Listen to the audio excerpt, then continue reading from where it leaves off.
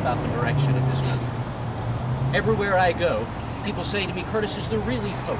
You know, you're leading a great life. Is there really hope? I really believe there is. I'm a person who believes that there is hope for this country. The problem isn't the undisciplined rabble. The problem isn't those who would not share our values. The problem, my friends, is us. It is that we have been disengaged from this process. And that is something we can change. We can change us, and we are changing. As I've moved across this district, housewives and plumbers, people who have never really been fully engaged in the process, are getting engaged.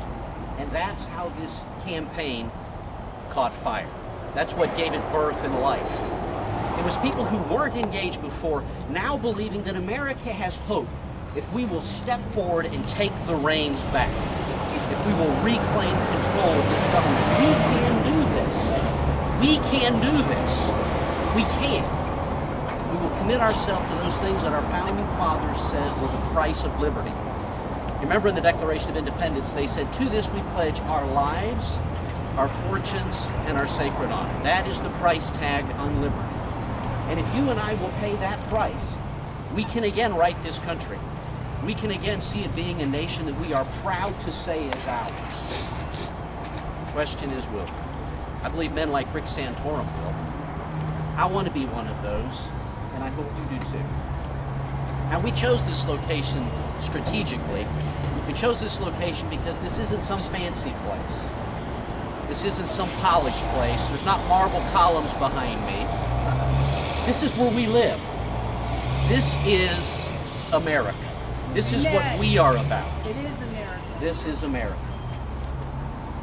And our America is changing. From $9.7 trillion in debt when our president took over to $16.7 trillion now. America is changing. For folks who would challenge the traditional notion of marriage, even today in our courts, mind you, America is changing. The slaughter of the unborn continues. America continues to add to that count. But there's hope if you and I stand up and pay that price that is required of liberty. I want to ask you to do that. We've got just less than a week. Here's how you can help. Contact your friends and neighbors. Let's do it just the way we have done it this far. Contact your friends and neighbors. Send them an email or a tweet. I have a friend who sent 200 personal text messages. Send them and say, hey, Curtis is one of us, and he thinks like I think. Write us a check. That's part of your fortune. Write us a check and say, hey, I'm going to vote today with my money for this campaign, for this cause, and for the values that we believe in. If you will do those things, you and I can reclaim America. We can join with men like Rick Santorum, who've already forged that path, who are going ahead of us. We can join with people like that, and we can push this country in the direction that represents you and I, the people of the First District, people who are proud to be Americans. I'm honored that you're here. Thank you. I'm honored by your excitement. I'm excited by your willingness to be part of something. Let's do this together, shall we? Let's do this together.